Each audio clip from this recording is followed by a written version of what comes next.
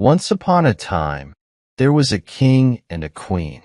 They were very sad because they didn't have any children.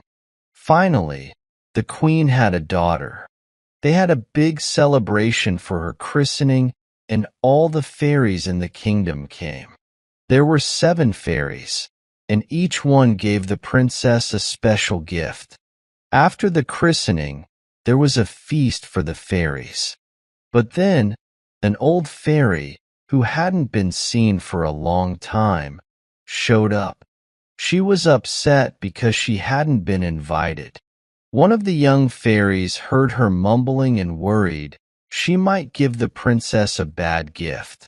The fairies started giving their gifts. The youngest fairy made the princess very beautiful. The next gave her cleverness. The third made sure she could do everything gracefully. The fourth made her a perfect dancer. The fifth gave her a beautiful singing voice, and the sixth made her great at playing musical instruments. But when it was the old fairy's turn, she said something terrible. She said the princess would prick her finger on a spindle and fall asleep forever. Everyone was sad. But then, the young fairy said the princess wouldn't die. She would just sleep for 100 years until a prince woke her up. The king told everyone to let the princess sleep until it was time for her to wake up. The good fairy who had put her to sleep was far away in the kingdom of Madakin. But she found out about what happened right away thanks to a little dwarf who could travel really fast with his magic boots. The fairy came quickly in a fiery chariot pulled by dragons. When she arrived, she touched everything in the palace with her wand, except the king and queen. She put all the people and animals to sleep, so they would wake up when the princess did. Even the spits with food on them and the fire fell asleep. It all happened very fast because fairies work quickly. The king and queen kissed their daughter goodbye without waking her up. Then they left and told everyone to stay away from the palace. But they didn't need to worry because in just a short time, a thick forest grew around the palace. No one could get through it, so the princess would be safe while she slept. After 100 years, a prince from a nearby kingdom was hunting in the area. He saw the towers of the palace and asked what it was.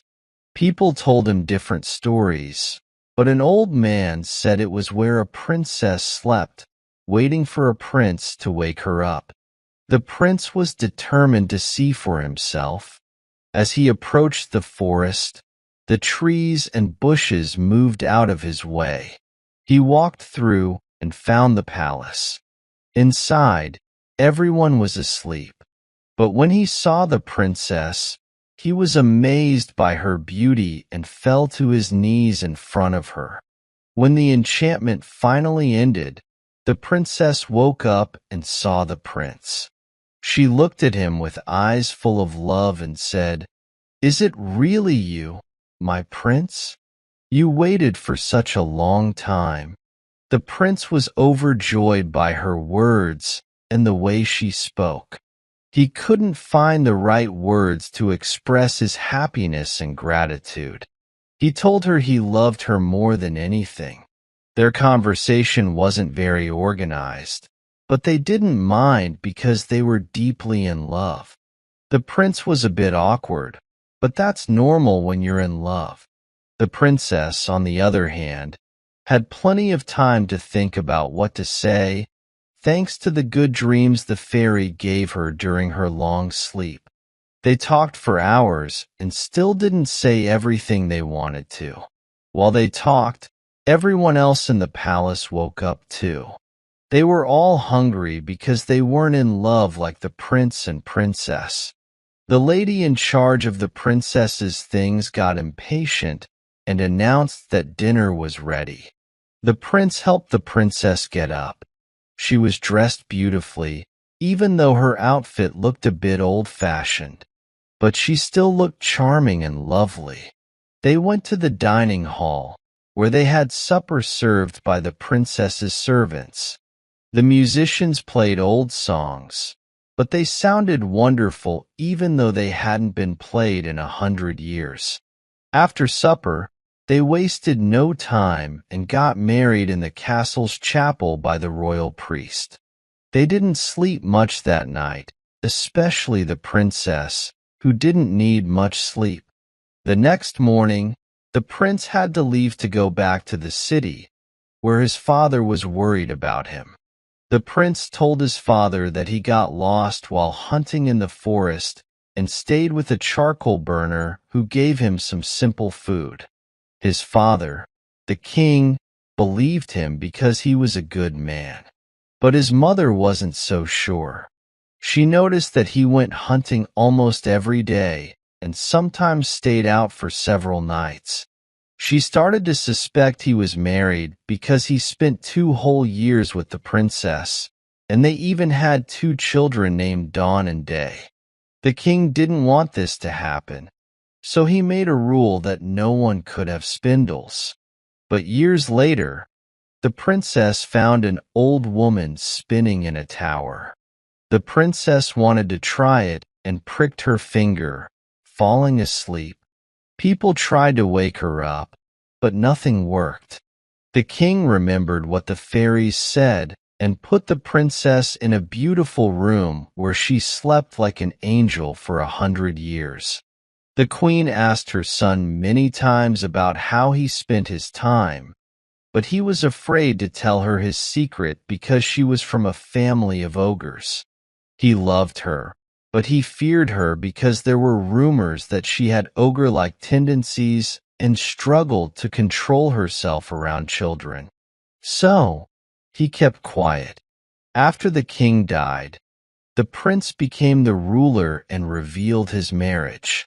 He brought his queen and their children to the palace in a grand procession. He had to go to war, leaving the queen mother in charge. She sent the queen and the children to a house in the woods, where she could fulfill her terrible desires without anyone noticing. A few days later, she told the head cook, "I want to eat little Dawn for dinner tomorrow." The cook, knowing he couldn't disobey an ogre, pretended to agree but secretly hid Dawn and served the ogre a lamb instead. 8 days later, the queen said, "I'll eat little Day for supper." Again, the cook hid Day and served the ogre a tender kid instead. But one evening, the queen mother said, "I want to eat the queen with the same sauce I had with her children." The cook couldn't think of any more tricks. He was desperate and didn't know what to do. So, he decided to save himself by going to the queen's room with a dagger, pretending to be angry. He couldn't lie to her, so he told her what the queen mother had ordered with great respect. "Go ahead, do it," the queen said, stretching out her neck. "Follow your orders, and then I can see my children, my dear children, whom I loved so much." She thought they were dead because they were taken away without her knowing. "No, no, madam," the cook cried, tears streaming down his face. "You won't die, and you'll see your children right away.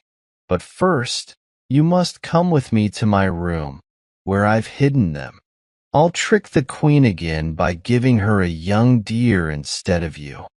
So, he took her to his room. While she hugged her children and cried with them, he cooked a young deer for the queen's supper. She ate it up, thinking it was the queen. She was pleased with her cruel plan and made up a story to tell the king when he came back, saying that wolves had eaten the queen and her children. One evening, while the ogre queen was wandering around the palace, sniffing for fresh meat as usual, she heard little Day crying because his mom was going to punish him for misbehaving. She also heard little Dawn begging for mercy for her brother. The ogre recognized the voices of the queen and her children and got furious that she had been tricked. She ordered, in a terrifying voice, that the next morning they should bring a tub filled with scary creatures like toads and snakes into the courtyard to throw the queen, her children, the cook, his wife, and his maid into it, all with their hands tied behind their backs. They were about to do it when the king unexpectedly arrived on horseback and asked what was happening. No one dared to tell him, so the ogre queen, enraged by the turn of events, jumped into the tub herself and was immediately devoured by the creatures she had ordered to kill the others. The king was sad because she was his mother, but he quickly found comfort in his beautiful wife and their lovely children.